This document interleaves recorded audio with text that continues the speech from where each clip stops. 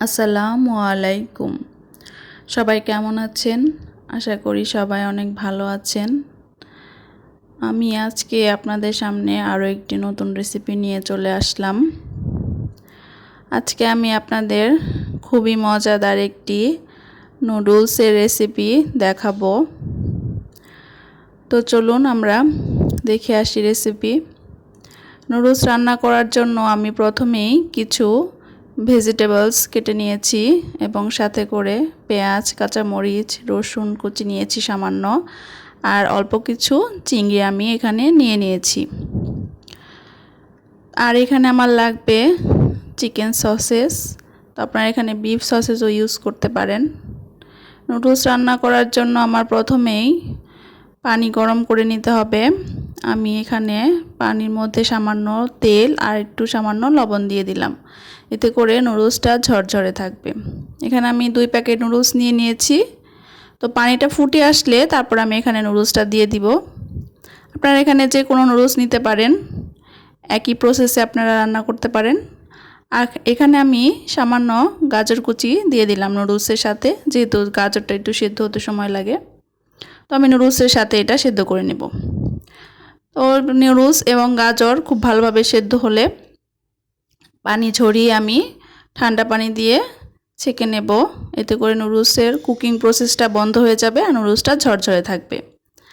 এখন আমি সসেসগুলো টুকরো করে কেটে নেব।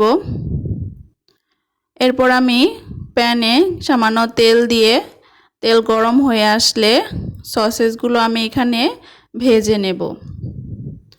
আমি এখানে সসেসগুলো দিয়ে দিলাম।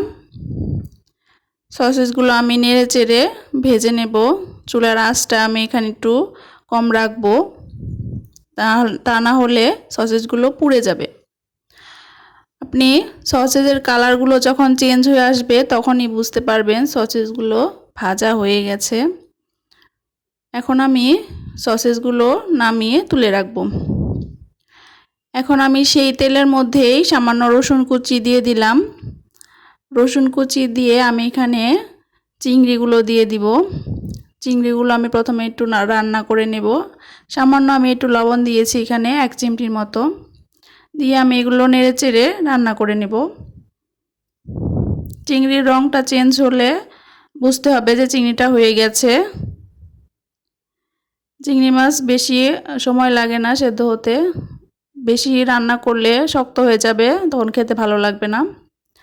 এরপর আমি এখানে কাঁচামরিচ, পেঁয়াজ যেটা কেটে রেখেছিলাম সেটা দিয়ে কিছুক্ষণ নেড়ে এখানে আমি একটা ডিম ভেঙে দিয়ে দিব এবং ডিমে সামান্য লবণ দেব, দিয়ে সবগুলো একসাথে ভেজে নেব। ভেজে নিয়ে আমি এখানে কেটে রাখা টমেটো কুচি দিয়ে দিব এবং ক্যাপসিকাম কুচি দিয়ে দিব। আপনি এখানে হলুদ, লাল 3 রকমের ক্যাপসিকামও ব্যবহার করতে পারেন। আমি এখানে সবুজ ক্যাপসিকামটা ব্যবহার করেছি, এটাই আমার বাসায় ছিল। এখানে আমি সামান্য সয়া সস দিয়ে দিব, আর এখানে আমি চিলি সস আর টমেটো সস দিয়ে দিলাম।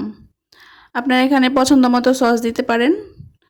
তো সয়া সসে যেহেতু লবণ থাকে, তো আমি এখানে আর লবণ ব্যবহার করব না। এরপর আমি ভেজে রাখা সসেসগুলো দিয়ে আর একটু নেড়ে চেড়ে এখানে আমি সেদ্ধ করে রাখা নুডলসটাও দিয়ে দিব। সবগুলো দিয়ে আমি এখানে ভালোভাবে মিশিয়ে নেড়ে চেড়ে নেব। এরপর নুডলসে থাকা যে মশলাটা থাকে সেটাও আমি এখানে দিয়ে দিব। দিয়ে ভালোভাবে নেড়ে কিছুক্ষণ নাড়াচাড়া করে আমি এটা নামিয়ে নিব। এই তো নুডলসটা নামিয়ে নিলাম। এখন আমি সার্ভ করব। তৈরি হয়ে গেল আমার খুবই মজাদার এবং ঝটপট নুডলস। তো আপনারা বাসায় এইভাবে তৈরি করে খেয়ে দেখবেন। খুবই মজার একটি নুডলস, ঝরঝরে মজার নুডলস। দেখতে যেমন লোভনীয় হয়েছে, খেতেও তেমন টেস্ট হয়েছে। যার যার নুডলস পছন্দ আপনারা বাসায় এইভাবে করে খাবেন। এই রেসিপিটা আপনারা ইফতারে বা ঈদের দিনেও তৈরি করে বাসায় খাওয়াতে পারেন। তো এখানে আমি আগে থেকে তৈরি করে রাখা চিকেন ললিপপ ছিল, সেটা দিয়ে একটু সাজিয়ে নিয়েছি। এই তো আজকের রেসিপিটা এ পর্যন্তই। ভালো লাগলে কমেন্টে জানাবেন, আর আমার ভিডিওগুলো ভালো লাগলে আমার চ্যানেলটা সাবস্ক্রাইব করে দেবেন, লাইক শেয়ার দিয়ে দিবেন। আপনাদের বন্ধুদের ফ্যামিলির সাথে আপনারা আমার চ্যানেলটা শেয়ার করবেন। তো আজকে এ পর্যন্তই। আল্লাহ হাফেজ।